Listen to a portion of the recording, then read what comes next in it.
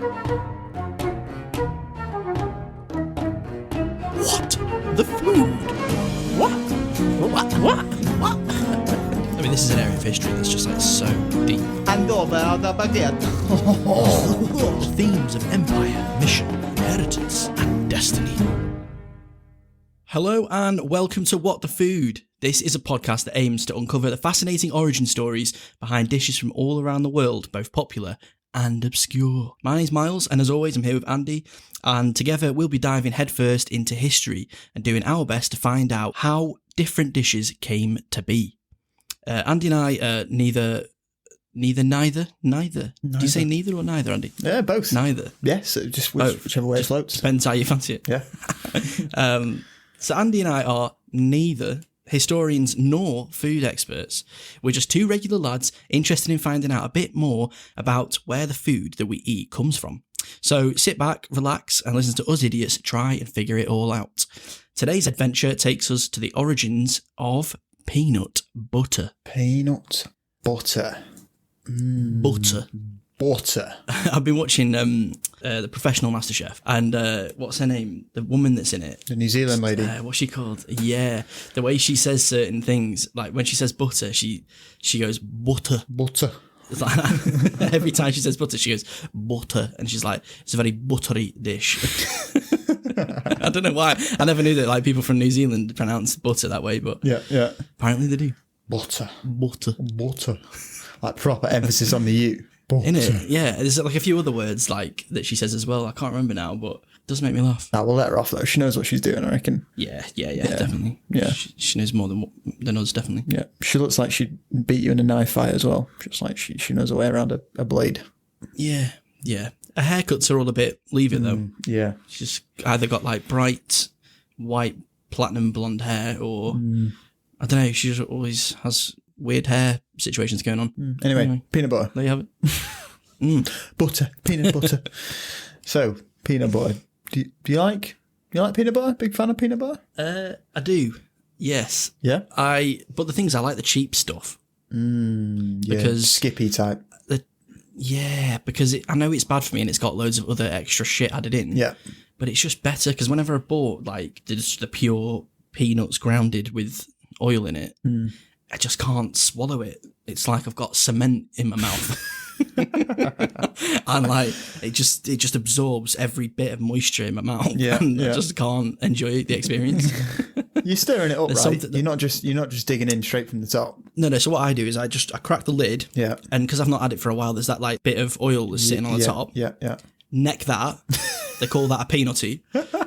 And then you mix it all up together, and then you spread, and you've just got this like really nice oily moisture in your mouth that helps it slide down. Right. Yeah, of course. Yeah. That makes sense. But yeah, I don't know. The cheap stuff I just find a bit better. Whatever they put in extra is probably what makes it not dry my mouth out. Yeah. Yeah, or some kind of fucking chemical they put in there. Emulsifiers, sweeteners, shit that's going to give you cancer later on in life, yeah. Yeah, tastes good though. Yeah, not a dry mouth though. What about you? Do you like eating peanut butter these days? Yeah, I absolutely love peanut butter. Yeah. Absolutely love it. And I actually like the natural shit. You know me, mate. Organic or now. Well, you're into all your fitness, and they do like protein versions and stuff nowadays, don't they? Like Yeah, they do all sorts. extra added protein and Yeah. Well, peanuts themselves have actually got lots of protein in. have they? Yeah. Well, I mean, we'll get onto this, but Yeah. Let's not jump the gun. Let's not jump the gun. Come on, calm down. So yeah, I just want to start off, Miles, just by getting you to say the following word, if you would. Archibaldophilia. It was a good effort. Yeah, I'll give you that. Let me have another go. Go on. Archibaldophilia. No, that was shit. That was really bad. Come on, I need another. Third one lucky. Yeah. Third time lucky. Archibaldophilia. No, I'm not getting the. Why I'm giving it like an Eastern European accent? I'm making it worse for myself.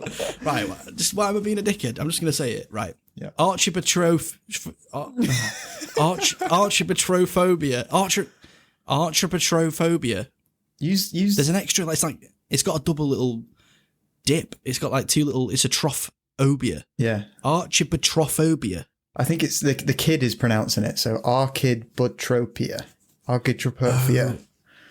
Arbitrary. Right, what the? Ow. I'm getting all animated here. Not even 2 minutes. What does it mean? Right. Yeah. So it's Arachidbotropia. I can't even say it now. You put me up. Right. Just skim over it. What the fuck is this word? Well, so you don't know what that word means now. Not at all. Right. Okay. Well, that phobia is the fear of getting peanut butter stuck to the roof of your mouth.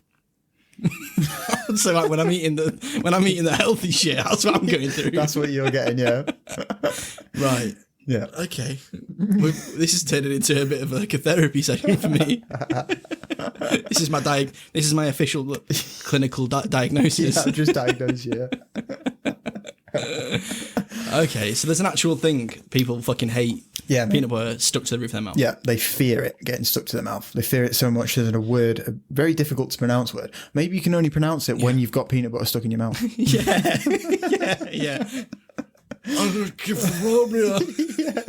That might be it. Darling.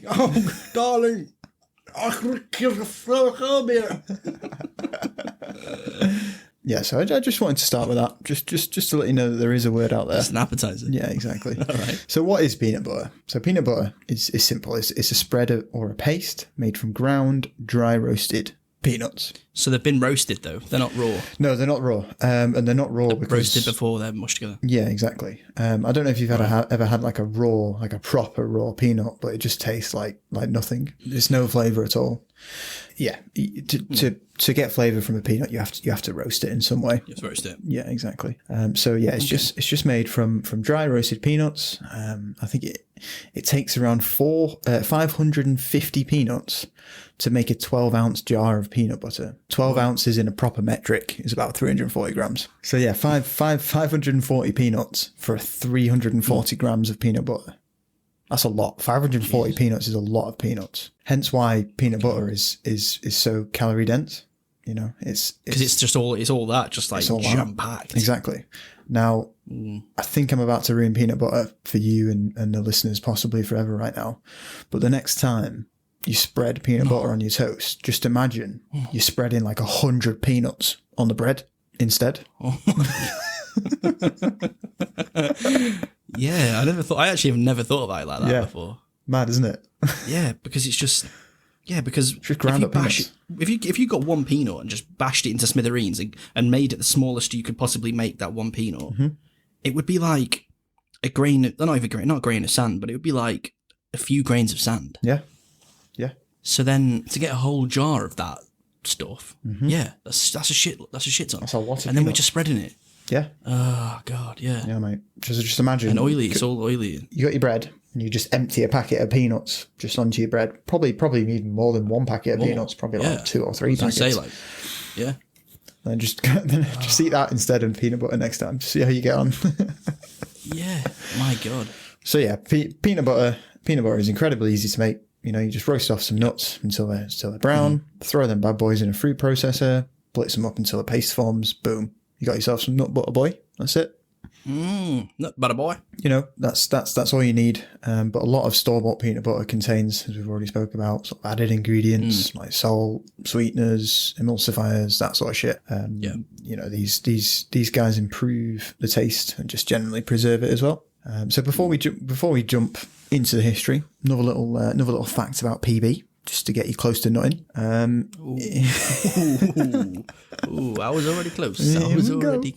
So in 2014, a group of geo-researchers tested different materials that they could make into diamonds. One of those materials was, you guessed it, peanut butter. Shut up. Yeah, mate. Wait, turn into diamonds. So that diamonds are basically like, they're created by compressed like rock that's been compressed for millennia, isn't it? Exactly, yeah. It's like a chemical reaction. They form when a chemical reaction occurs between like carbon and a large amount of pressure. So because peanut butter has a high carbon count, they were actually able to produce a very small diamond from their experiment. They created it after pressing it with immense pressure to replicate obviously the Earth's own diamond creation process. And yeah, they created a diamond from it. Now, admittedly, the diamond was destroyed straight after due to like a hydrogen release. So it just blew up. But still, Shit. pretty mad, isn't it? It can be done. Yeah. Oh my God. Yeah. Okay. So just imagine little SoundCloud rapper, little pea butter, walking around, peanut butter diamonds on his neck. Yeah. Well, it's all part of the branding process. That's it, mate. So how much peanut butter would you need? You'd need shit tons of peanut butter for that, wouldn't you? Shit tons. Yeah. Yeah. It didn't actually say in the study that I read how much they used. I was going to say, like, what would that study look like? Surely it was in like a dig site with some kind of like industrial sized compression machine. I don't know. I'm not sure. Well, they tested We need to loads find of that shit. I'm different. going to have a look. Yeah. They tested loads of different materials, but just peanut butter happened to be the one, obviously, that I was looking for. There you go, peanut butter diamonds. Peanut butter diamonds. There's got to be a track out there called Peanut Butter Diamonds. If there isn't, Yeah, if not, we're making it. we're when we've making done it. Yeah, I'll be peanut and you be butter. We're a rap duo. like ebony and ivory. Yeah. Nice. So yeah, let's now that's out of the way. Let's get into the history of peanut butter. The modern day peanut butter we all know and love can be traced back to probably less than about a century and a half ago. However, obviously peanuts have been consumed as spreads for much longer. So according to renals, my mouth is well dry talking about peanut. It's imagining eating them that's doing it. Isn't it? Slowly taking my moisture away from me. Right, yeah. So according to researchers, the peanut plant originated in South America, most likely either Peru or sort of Brazil area. We know this as there are examples of peanut-shaped pottery found in the area dating back to the 1500 BC. So what, they're making pottery in the shape of peanuts? Yeah, exactly. To celebrate the peanut? It was just a common shape that was around. Because I, for a second, thought you meant pottery the size of a peanut. Like little miniature people I running don't know why. Okay, so they've been celebrating peanuts. They're etching it into the pottery that they make. Yeah, and And where's this? South America, Peru, Peru or Brazil sort of area. Okay, all right. Do you have anything peanut shaped in your house? My head. Yeah. Right there. Got a little peanut head. No, I can't say I do. No, I can't even think of anything remotely peanut shaped in my house. I mean, what are they? They're kind of ovals, aren't they? Like like ovals, or like the shell. Ovals. The shell is like a. Oh, it's the two. Yeah, it's the two sort of connecting bits. I mean, we used to take peanuts to the park and feed them to the squirrels. That was quite fun. You ever done that? No. Not good, man. Not a pensioner. Why would I do that?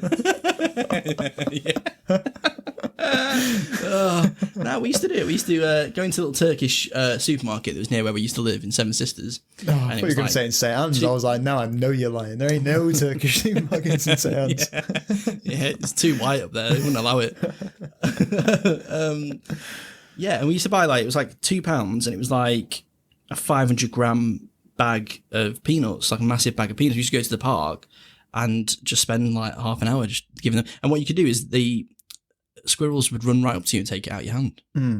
And what they do is they grab the peanut. It was in its shell. You just like give it in its shell, and they'd take the shell. They'd run up a tree, and then they'd sit up on the tree. And then as you're still stood there, like feeding other ones, the shells are like raining down on you because they're up there, like picking them open.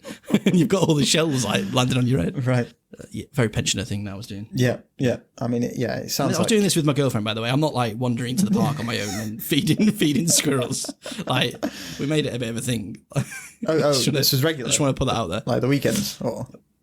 I'd say we've done it about 3 times in a year. So, right. Yeah. Right. Well, not doing it every. I was going to say, it was like, right, come on, 2 p.m. Saturday, get down that park. So yeah, they found some peanut shaped pottery in either sort of the Peru, Brazil area dating back to 1500 BC.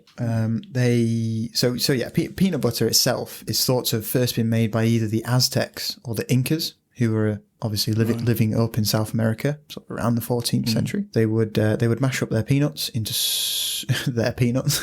I don't know why I said their peanuts. Yeah, they're mashing up. Don't know why I felt the need to clarify that it was their peanuts. Yeah, either taking someone else's peanuts. Yeah. exactly. Look at this bag of peanuts I got from this other camp. Oh, let's smash these up now, quick. So they can't get them back. Yeah. When they come, well, how can they be yours when they're all mashed? They're all mashed. Yours weren't mashed. How do you know they weren't mashed? Oh, right. Shit. Caught out. Anyway, yeah, so they would mash up peanuts into coarse paste and enjoy it, basically, in all kinds of ways. Enjoy it.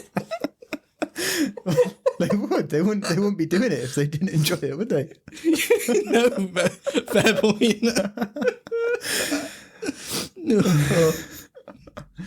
Yeah, so right. So let's get it together. So they've got the peanut paste. They've mashed up their own peanuts, and they just use it in a number of different ways. The Incas of Peru actually used peanuts as sacrificial offerings, and they would entomb their mummies with peanuts to aid them in the spirit life. No, yeah, actually very important. So they really fucking cared about peanuts. Yeah, exactly. And the Aztecs would actually mix it up with some maize and some water to form like a kind of smoothie.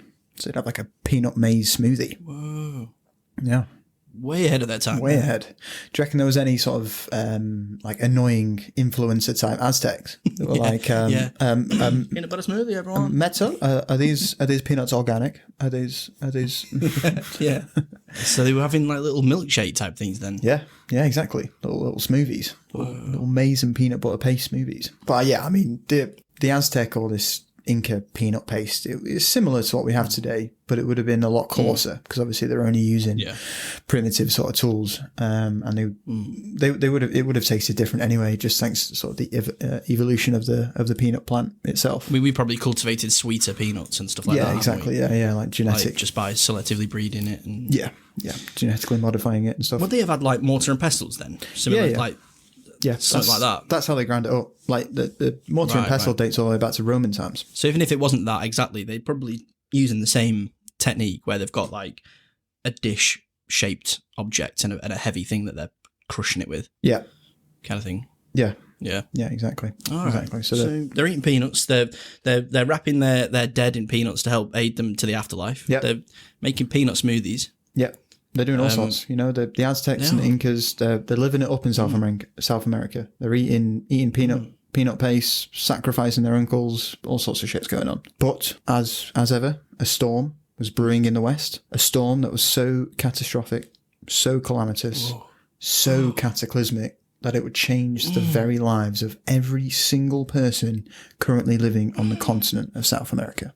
This storm was, of course, the Europeans. The Europeans. It's always us, isn't it? We're always fucking coming in.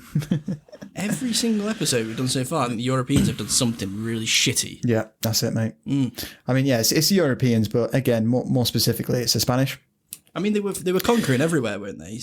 The Spanish. Yeah, exactly. We were talking about it in our other episode, weren't they? Where they were conquering. It was in a Cottage Pie episode. We were talking about the Spanish. They conquered Peru and discovered the potato plant. Yeah. Well, this is very similar. Yeah, it's very, very similar actually. So Spanish explorers first landed in South America and met the Aztecs around 1519, and then they later met the Incas around 1528. That sort of time. Okay.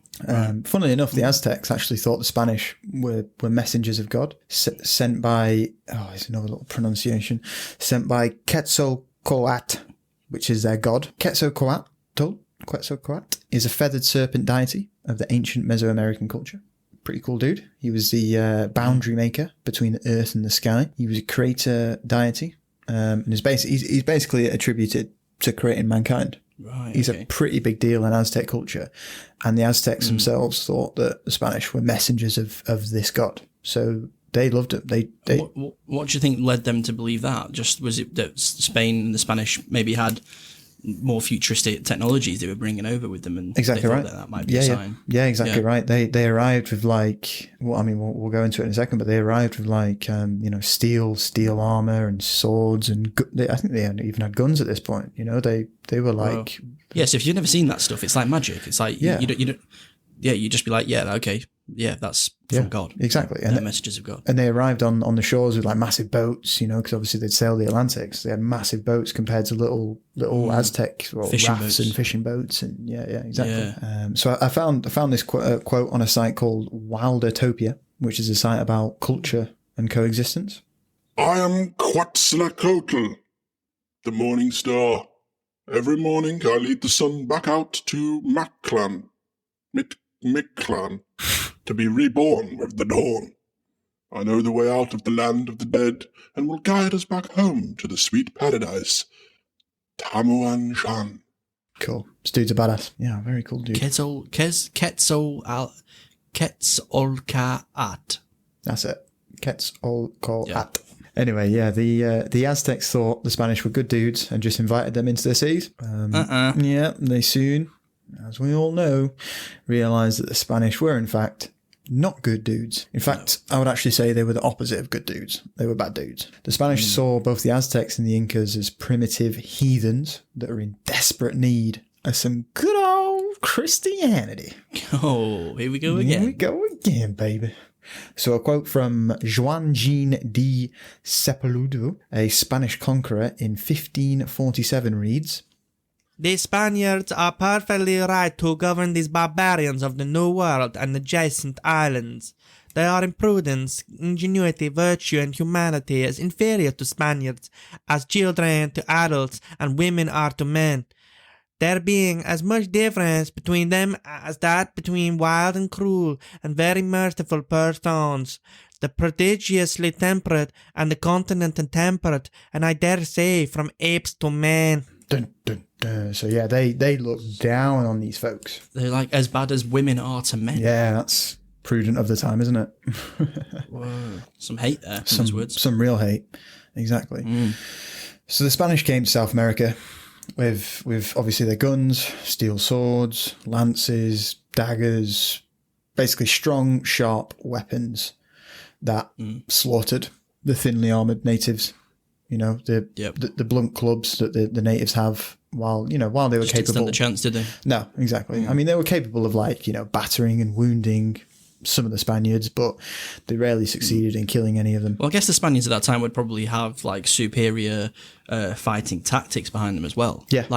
They've obviously been off in different parts of the world, conquering different areas, and they've probably had to do what they're doing here multiple times before, so they've probably got a knack for it by now. Yeah. Surely. Yeah, exactly. So they've got the tactics, they've got the weapons, they've also got the armour as well. They had steel and chainmail armour, steel helmets, which would provide more than enough protection against blunt weapons and shit that the South Americans had. So yeah, they fucked them up. They fucked both the Incas and the Aztecs up, and in doing so, discovered peanuts. There you fucking go. So it was like loot that they dropped, basically. Yeah. yeah. Defeated the boss. Yeah. And their prize was peanuts. That's it. So the Spanish have arrived, South America, fucked up the Aztecs and the Incas and various other tribes that are there. They've discovered peanuts, and they do what they do best, and they quickly brought them back to Europe, and that's how they spread to the continent. And then once it hits Europe, it's then in the trade channels of the rest of the world. Then at that point, exactly right. Yeah, after arriving in Spain, traders, explorers spread the nuts to Asia, Africa. Spread their nuts. I didn't say that time. I said the nuts. Forgiven. All right. Yeah, that's just me being presumptuous. Spread my nuts across the land. Spread my nuts across the land. Yeah, you're right though. As soon as it arrives in Spain, it's going to get. As soon as it arrives in Europe, it's just going to get spread everywhere. So it's actually thought that the African slaves were the ones that brought the peanut to North America. Oh, no way. Yeah, sort of around the 1700s. Obviously, they were being brought in by the boatload by European slavers, and they were thought to have brought the peanuts with them on the ships as snacks and sustenance sort of thing. Right. Yeah. So that's around the 1700s when the peanut arrives in North America. But records show that it wasn't until the early 1800s that peanuts were actually grown as a commercial crop in the US. They were first grown around the Virginia area, and the majority of the yield was used for oil, food, and as a cocoa substitute. What kind of climate does I'm going to guess a hot climate then. Yeah. If it was being grown in Peru. Yeah. Yeah, it's a hot climate. I think. Does it need? I think a hot and humid climate as well, I think. So yeah, at this time they were using them as like, peanut oil, foods for like livestock.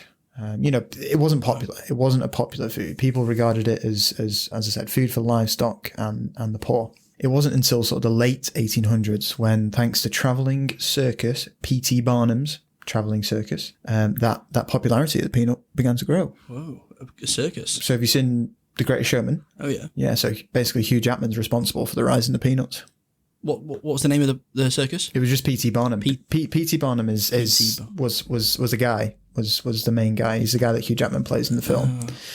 And he would just travel around with his traveling circus and go from town to town to town and would sell peanuts for people to buy before they went into the circus, and they could enjoy as they were watching the freak show, the lions, the elephants, whatever. Yeah, right, okay. So he's selling peanuts on the way in. That's it, mate. It's a pre-popcorn. Yeah.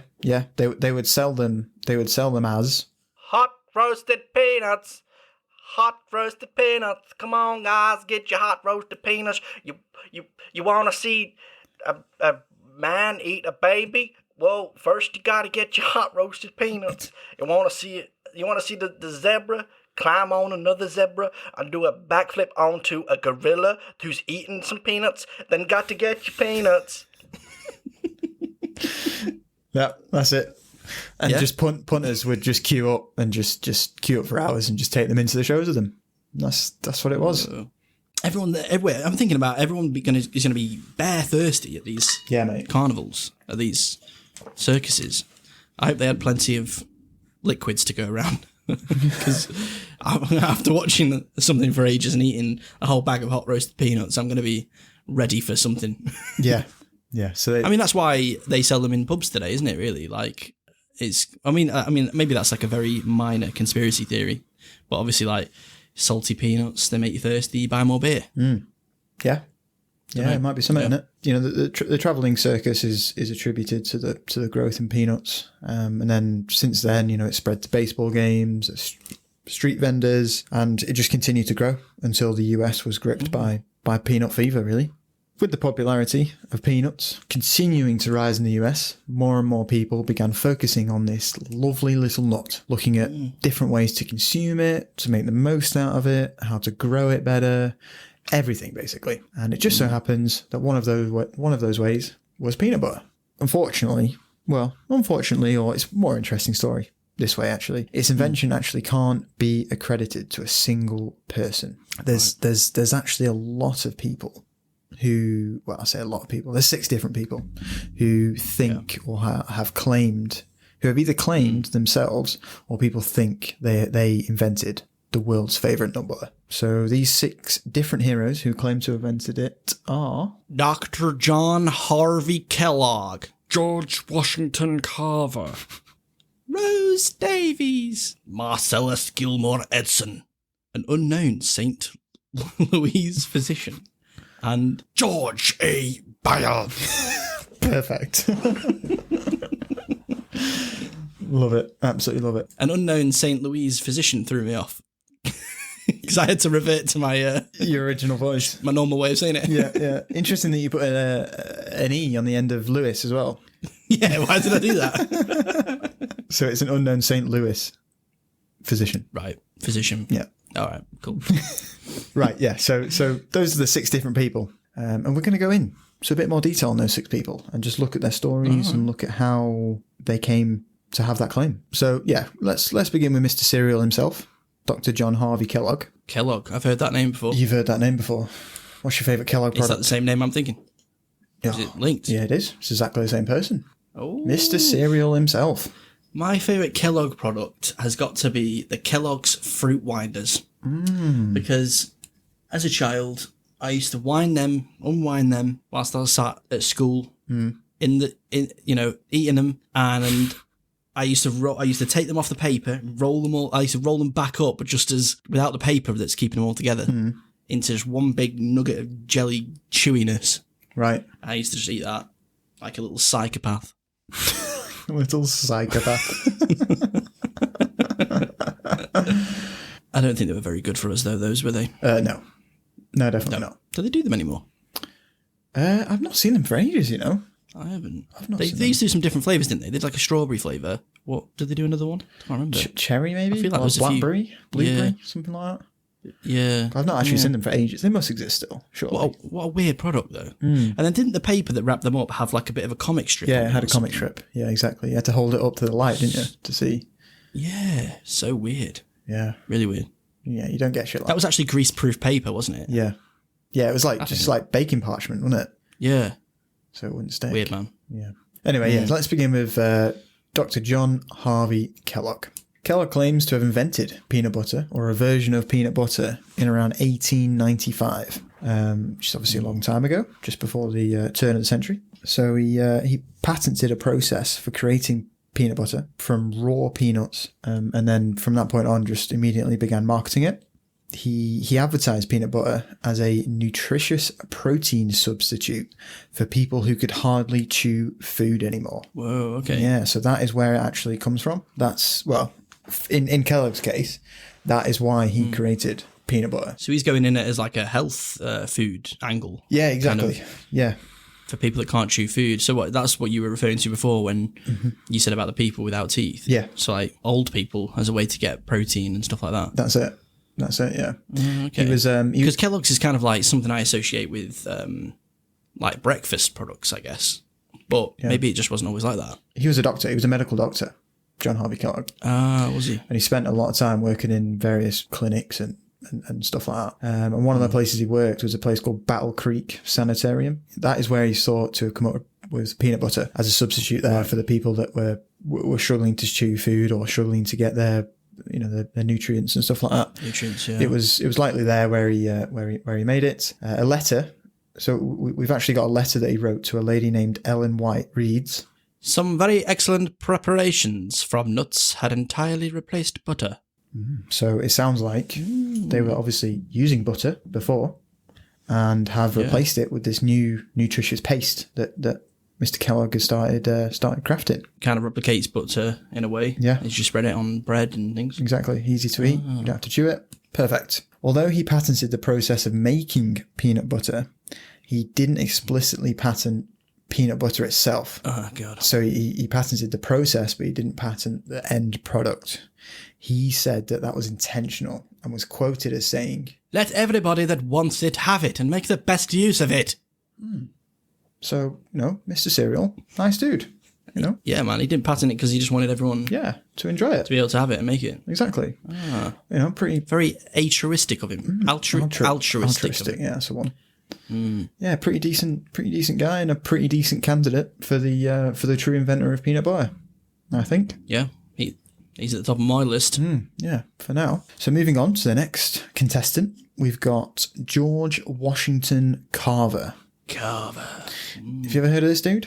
I haven't. No. No. I had heard of him, but I had not really looked into him properly, or looked into what he actually did and what he was all about. Yeah. But this dude was a cool guy. He was a really cool guy. Was he? Yeah, so he was a black American agricultural scientist and inventor, sort of around the 20th century time, so around the 1900s. So obviously during that time, there isn't a lot of black scientists knocking around or prominent black people knocking around. So this guy's sort of in those higher up positions. Yeah. Yeah, exactly. Yeah. This guy's he's a diamond Swimming in the upriver. rough. Yeah, swimming upriver. That's a good one. Yeah. He was all about promoting sort of alternate crops to cotton as well. Before I get into his claim to PB, it would be rude, really, not to read some of his incredible quotes, because this guy's got some absolute bangers. Yeah. So I'll just read a couple. Or if you could just read a couple of them, that'll be good. "When you do common things in an uncommon way, you will command the attention of the world. Very profound, isn't it? Just get the basics right, and you'll be fine. 99% of the failures come from people who have the habit of making excuse." More profound. Stop making excuses. That's it. He's a real... Just get on with it. Yeah. He's a real OG Gary V type character. Yes, isn't it? So, born in the 1860s, Carver developed techniques to improve soils. He promoted alternate crops such as peanuts, sweet potatoes, and basically, he just spent his life trying to find ways to improve the lives of farmers. This dude, though, absolutely loved peanuts. He Can't get enough. loved peanuts. Now, he wrote a lot of things, but his most popular thing was something called his 44 practical bulletins for farmers. And within those bulletins, there were 105 food recipes for peanuts, along with how to perfectly grow the perfect peanut. My God. How niche. I know, mate. Yeah, mate. This guy was like a peanut farmer's like god, basically. Yeah. Yeah. The OG of the peanut cultivation. That's it. Yeah. Speaking of peanut farmers, did you know that 2 peanut farmers have been elected president of the United States? You know that? You're joking. No. Really? Yeah, Thomas Jefferson and Jimmy Carter were both peanut farmers. Whoa. So I never really knew that peanuts were this sort of prominent in American history, to be honest. Yeah. Like, obviously, I know peanut butter is massively popular today in North America, but it's got its roots deep in the soil of America, hasn't it, really? Whoa, I like that. Well done. Anyway, back to Carver. So Carver himself actually discovered over 300 uses for peanuts during his lifetime. God. 300. I know about 2 Yeah, innit? off the top of my head. So he found peanuts could be used in chili sauce, in shampoo, in shaving cream, and fucking all sorts. Literally everything. I'm trying to think of, like, put the oil in your engine and fly your aeroplane with it. It works a treat. You know what? You could probably do that. Maybe something. There's something there, There's mate. something there, mate. Get on the blower. Yeah.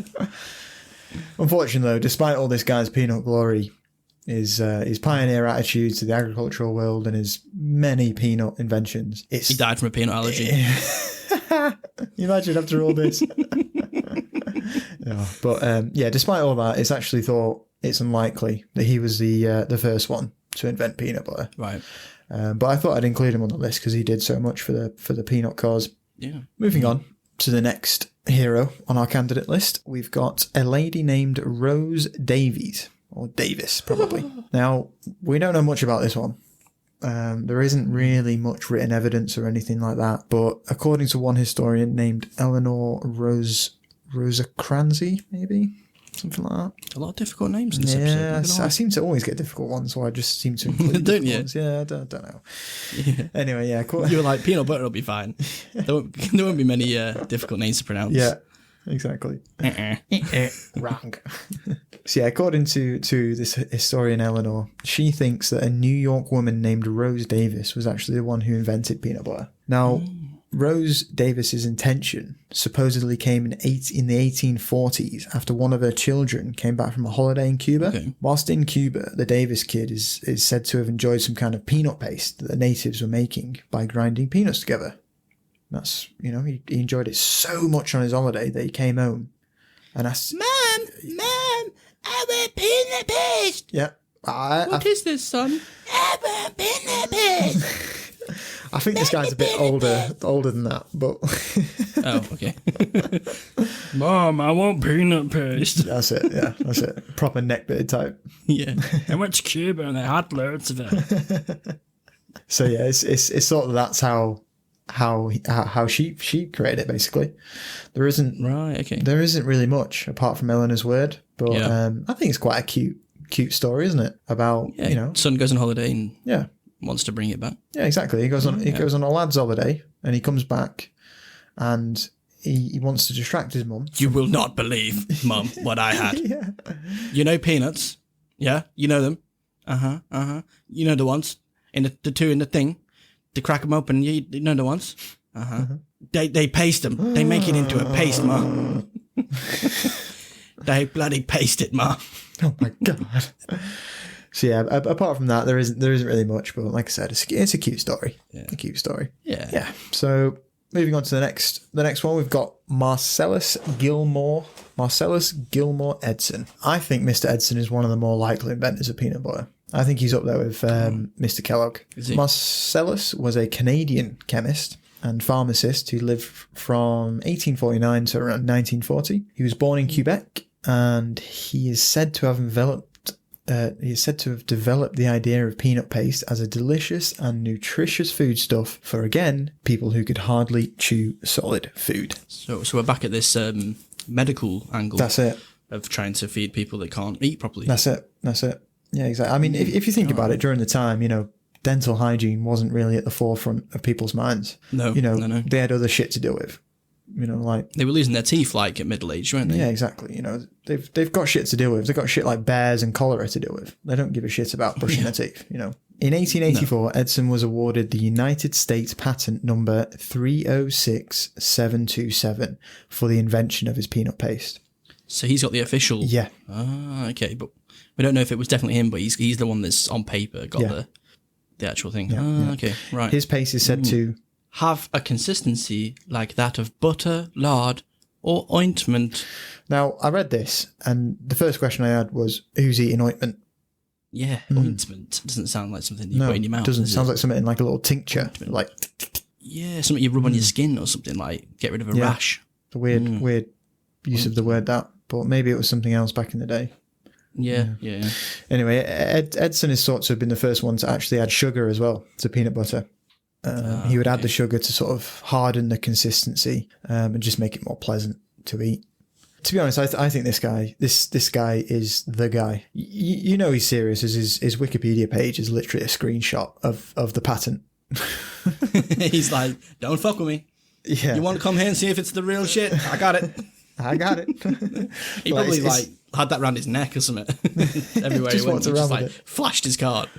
Peanut butter, it's mine. It sounds like it's him, doesn't it? Yeah, exactly. I think it's him, but let's give the last two their due. Let's crack on with those two. So the last two were a unknown St. Louis physician and a bloke called George A. Bale. Now, in 1890, an unknown St. Louis physician was supposedly encouraged the owner of a food product company, George A. Bale, to process and package ground peanut paste. The two were working together, with the physician coming at it from an angle of, again, it was a perfect protein substitute for those with poor teeth who couldn't chew their proteins. They couldn't chew meat or food or anything, and they were lacking the proteins. Their peanut paste was a way to get this nutrition, basically. This George A. Bale was he owned a food products company and was the perfect person for the physician to get into bed with, basically. So the George A. Bale was the person who owned the company that sort of packaged and distributed all the food products and stuff. Exactly. Right. Exactly. Okay. The physician is thought to have experimented in the first place by sort of grinding peanuts with a hand cranked meat grinder, which is fucking mental. Oh, that sounds time consuming, doesn't it? Yeah.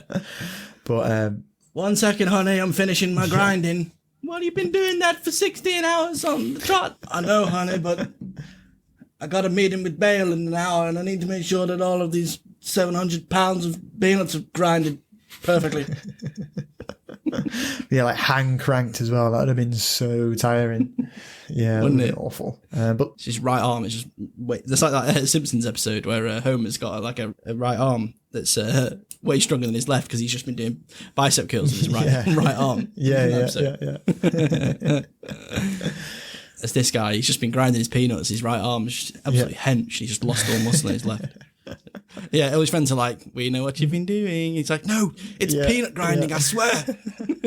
It's something to do with peanuts, mate, but we know it's not grinding. Guys, come on, it is, I swear. Yeah, so wank joke, just slotted in there, I like it. Yeah, so he originally started experimenting just by hand cranking it, but luckily, Mr. Bale, being the entrepreneur that he was, he mechanized the process and made it all machinery. Exactly. Bale would then barrel up the peanut paste and he'd sell it for around 60 cents per pound. And I did a little calculation to find out how much 60 cents was in around 1890. I was going to say, is that expensive for the time? Yeah, so not? 60 cents is around 60 cents in 1890 is around $17 in today's money. And how big were these barrels? So no, it was 60 cents per pound. Oh, so shit. It's not cheap, No, it's not. It's expensive. It's expensive shit. I mean, I guess with modern technology and everything, the manufacturing, the growing and manufacture of peanuts has probably been streamlined quite well, 100%. hasn't it? And it's probably a lot cheaper now. Yep. But back then, yeah, it probably was. All that manpower that had to go in, all those people hand cranking. Yeah, exactly. Yeah. No wonder it's expensive. Yeah. That's a lot of money, and it's thought that Bale and his physician mate are thought to have made an absolute fortune from selling their nut butter. And Bale himself was so confident as well that he in the 1920s he actually ran an ad campaign stating that his company was the original manufacturer of peanut butter. The audacity. Exactly. Fuck you, cereal guy. It's me. I'm the fucking inventor. Yeah, Edison, Kellogg. Fuck Yeah, y'all. it's me, Mr. Bale, Mr. Bale. And my physician friend. who I don't know the name of, but he's just a physician who does my grinding. I ain't asked his name yet. He just grinds well. Hey, got partners with him, but you've not asked his name. He's been in the team for 4 years now. I don't know his name, but I don't care about his name. I just care about all the peanut that he's been grinding, and he does a good job, and I don't need his name. As long as he crank good, that's good enough for me. As long as he crank good and his wife shut the fuck up, and I don't care. So who's the inventor? Out of the 6 people that we've just covered, who's the inventor? I think it's definitely a tie between Edison and Kellogg. Yeah, most people do think it's Kellogg, Yeah. and to be honest, I'd probably be inclined to agree with them. Yeah, but with fair anything cereal based, the case is milky. I love that. Yeah. So while Kellogg, although we can't say that he's the be all and end all of inventors in terms of peanut butter, he did do much to advance the peanut butter case. But it was actually one of his employees who arguably made the most impact to peanut butter and the rise of peanut butter. Resigning from Kellogg's company in around 1896 to follow his own business path, a guy called Ambrose Straub. Straub? I can never say that word. You know where it's Straub? Is it not? Is it Strauss actually? Maybe because it's like German. Straub. Yeah, maybe. Yeah. Maybe.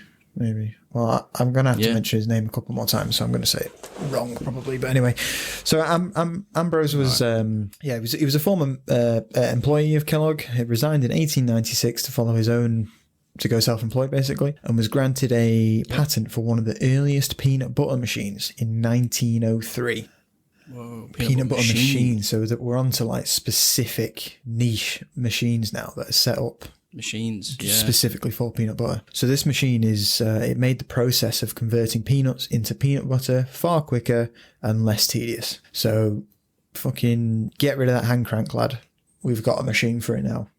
How big is this machine though? It's probably massive. Yeah, it's absolutely huge. Biggest machine you've ever seen. Yeah. Yeah. It's the age of the peanut butter machine, basically. Here we are.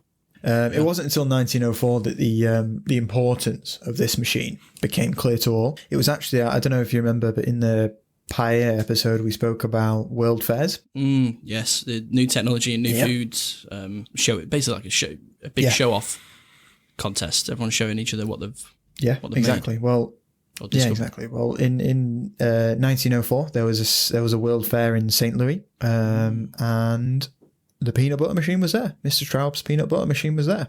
Yeah. And in attendance at the fair was a guy called C.H. Summer, who was a private peanut butter vendor.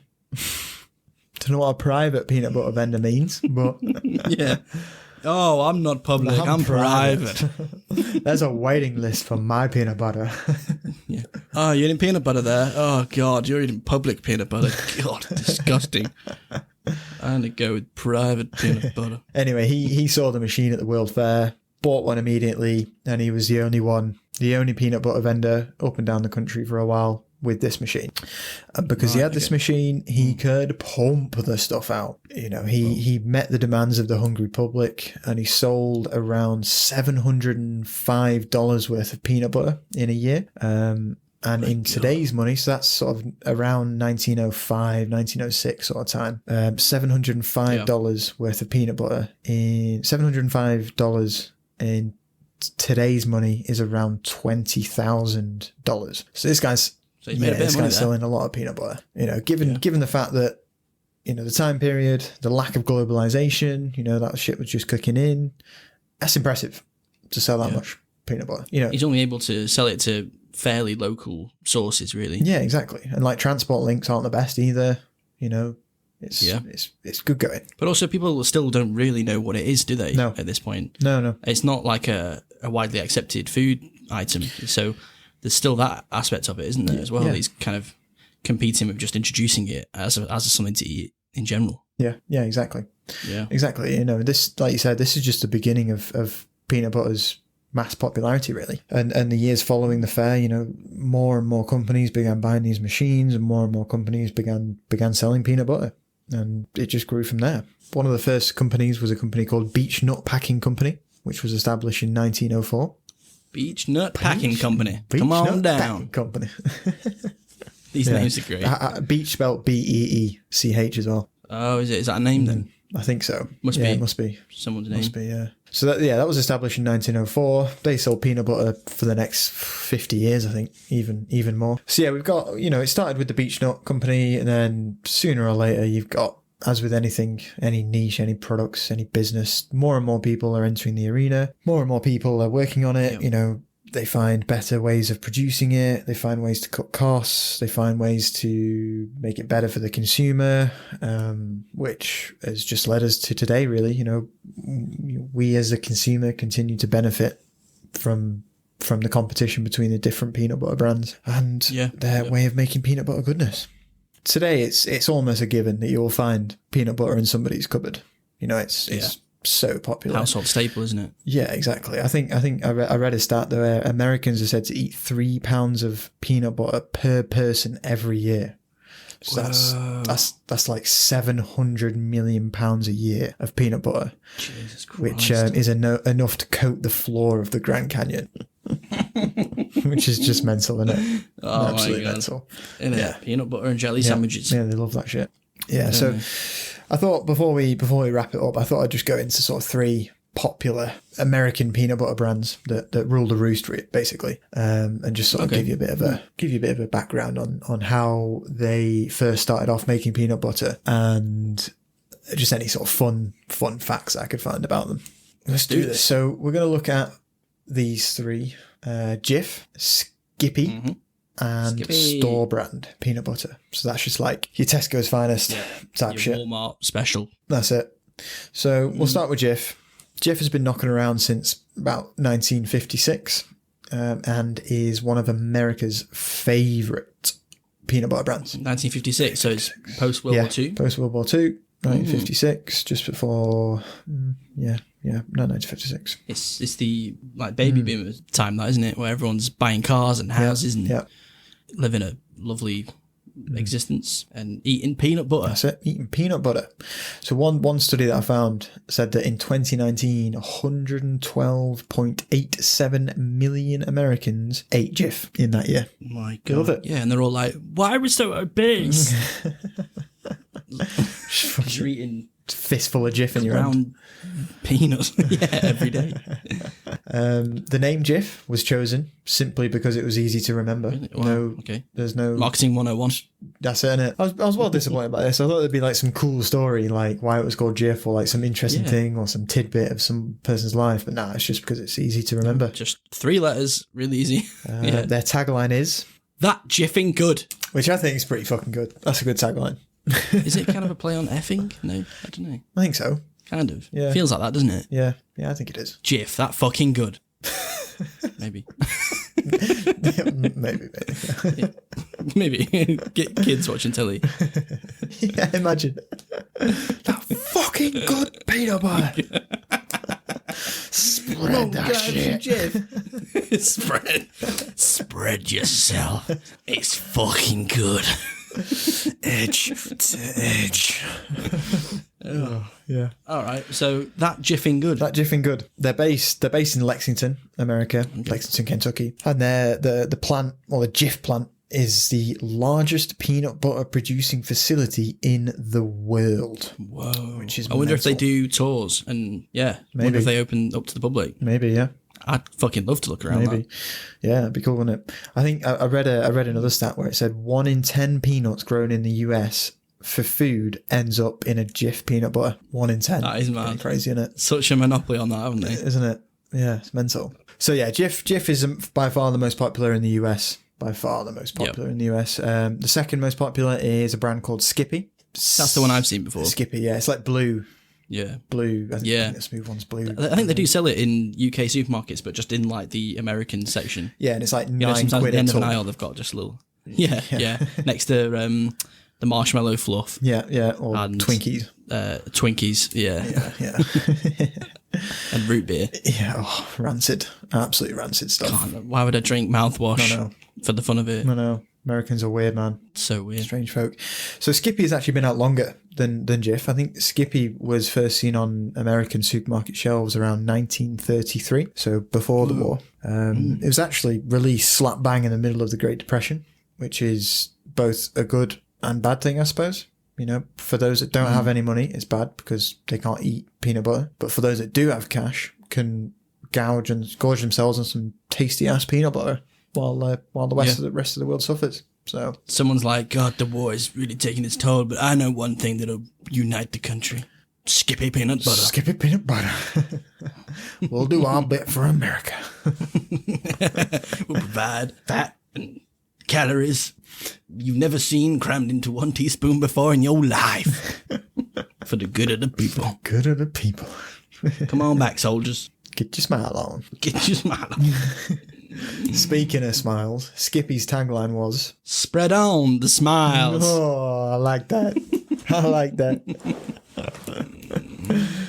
Nah, I fuck with that. Spread on the smiles. I think that's pretty good because it's clever, isn't it? Because like you spread it on and then you eat it and then it gives you a smile. Yeah, exactly. Yeah, or you can spread your peanut butter on your toast in the shape of a smiley face. Yes, you've got less coverage on the bread. Yeah.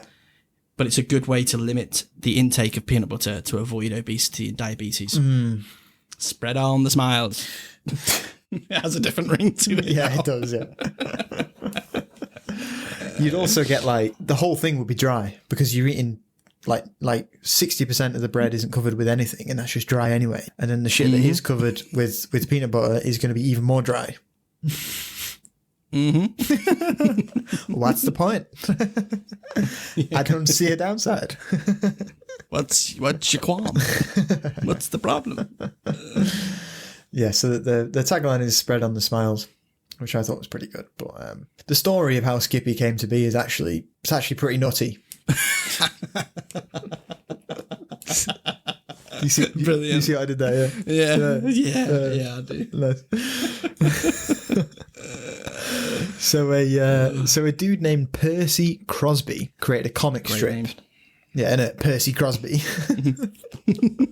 Yeah, so Percy Crosby created a comic strip called Skippy between the years 1923 and 1945. The comic strip was then adapted into a 1929 novel, Skippy, a daytime children's radio show called Skippy, and an Oscar-winning 1931 film, again, called Skippy. So Skippy a person, like a character? I think, yeah, Skippy's a character. Yeah, Skippy's a character. I never knew this. No, What the hell? neither did I. So Percy actually trademarked the name Skippy in 1925. So Percy owns the name Skippy, really. But in 1932, in California, a food packer named Joseph L. Rosefield began to sell a newly developed hydrogenated peanut butter, and he called it Skippy without any permission whatsoever. Whoa. Now, obviously, The balls on it. yeah, exactly. Now, obviously, Crosby was pretty fucked off. You know, Percy has seemingly spent his entire life, or the best part of 20 years, making something of Skippy. And some little guy thinks he can come in here and take my name, Skippy, without even saying anything when I got the rights to it. I don't agree with that one bit. Yeah, exactly. Exactly. He definitely took that attitude to the point where in 1934, he had the trademark invalidated, and things looked to have gone Percy's way. You know, Rosefield couldn't use the name Skippy for a while, and Skippy was maintained by Mr. Percy Crosby. But Rosefield wasn't done. He persisted. Rosefield. He kept using the name, kept using it, kept using it until ultimately Crosby was committed to a psychiatric asylum. You're joking? Drove him mad. No, it was more than this. It was Crosby was affected by the death of his mother. He was a severe alcoholic. Towards sort of this time, he was lacking work. He was living off the Skippy brand. He wasn't creating anything new. So this guy had serious issues. But that just tipped him over the edge. Tipped him over the edge. Yeah, he was in an asylum for like 30 years, and he actually died in an asylum. So he had a pretty shit time of it. Yeah. But at least we got some tasty peanut butter though. Thank you, mate. Yeah, exactly. Rosenfield was an absolute not nice person. And you might be thinking, screw him. What, why are we giving this guy the time of day? Yeah. Well, Rosenfield was actually the dude that invented the churning process that made us smooth peanut butter. My God. He's taken something and he has just elevated it, in my opinion. That's it. So you just start to hate him, just start to despise him because of what he did to Crosby, and then he comes around and creates this nice little churning process to give you smooth peanut butter, just in case you don't like the chunks. Yeah, I don't.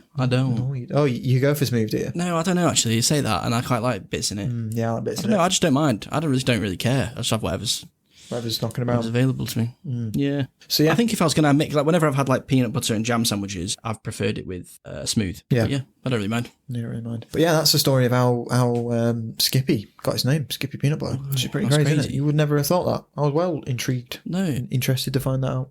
Yeah, and the last one is that we'll cover or look at just now, just quickly, is his store brand peanut butter. Now, this is just obviously super generic, supermarket branded stuff. It's, nothing really special, but ticks all the boxes. There's not really much to say because it's all kind of the same shit. But, I think it's the third most favourite peanut butter brand in America is sort of store brand peanut butter. Right, okay. So after Jif, just buying after Skippy. The cheaper stuff in the store. Yeah, exactly. Yeah. It's funny though, I found, just to finish things off, a couple more peanut facts. Peanuts are actually the 12th most valuable cash crop grown in the United States, with a farm value of over $1 billion. Whoa. Mental. Peanuts. Big money. Wow. Big money. Big money. You want to earn money? You want to earn bank? Get in the peanut game. Yep. So much so that there's an American Peanut Council. Oh my God, I want to be... we saw what happened with Jackie Weaver and everything. Yeah. I want to see what's going on the Peanut Council of America. That's it. I think there's going to be people getting roasted, people getting salty. See what I'm doing? Yes. Yeah, put me on that council. I'd love to be a fly on the wall. Yeah. I'm imagining like peanut-shaped chairs, peanut-shaped desks. Barbara, what's that? What's that you're eating? It's a cashew nut. The fuck is that doing here? You're fired. The fuck is that doing here? What do you think you're doing? Get out now and come back when you've thought about your actions. Bringing a cashew nut in here. Fucking corporate espionage. Barbara. And a lot of you, the rest of you here sat around this table now, if you think that what she did here is acceptable, and if you think of bringing in a cashew nut here, you'll be out with her as well. All right? Now, let's commence our meeting on peanuts again. On peanuts. What would that be? I do love the shape of peanuts. Don't you love the shape of peanuts? Oh, yeah. Alex, are you getting these meetings down? These meeting minutes down? We need to review these after the meeting. Yes, I love peanuts as well. I do as well. She's doing the minutes just by like moving peanuts around and spelling out words, like loads of individual peanuts. Is this council meeting happening in the same psychiatric ward that guy got sent to? And they all just think that they're actually in a legitimate council. Yeah. No. The American Peanut Council is a thing. Yes, okay. We share the same initials, but the APC's mission is to... Our mission is to support the long-term growth of the US peanut industry. The American Peanut Council offers a forum of unified voice for everyone involved with peanuts. Whether you grow, buy, sell, or manufacture, we're here for you. APC is the only association that represents the entire peanut industry. You well wanted to do APC is the only association. Wait, that rhymes. APC is the association that represents the entire peanut industry. That's it. We've got it. You see, I had to skip like 3 words there to get to the end in time. Yeah. So that those 2 words rhyme. Yeah. And I barely got there. Yeah, I mean, that's a excellent mission statement. But I think their tagline is even better. We're peanut people helping peanut people. No, that is taken. I didn't make that up. That's taken from their official website. That is a line on their official website. We're peanut people helping peanut people. You're joking. Are they just trolling everyone? No, man. They out here doing the Lord's work. So there you have it. The history of peanut butter from way back when, right up until today. Yeah. It's been a roller coaster. Yeah. I mean, I hope you've learned something. I definitely have. I've learned a lot. But yeah, no, that was well interesting. Like, you just simple things like peanut butter, you just don't think have much of a story behind them, but they do. They actually do. Yeah, and the individual brands as well. Like, I found obviously a couple of interesting stories there, and it's a lot of history behind how they stuff. created. And that was very interesting. Thanks for listening. We'll see you again next. Thanks for listening. Time. Yeah, see you next episode. Bye. Bye.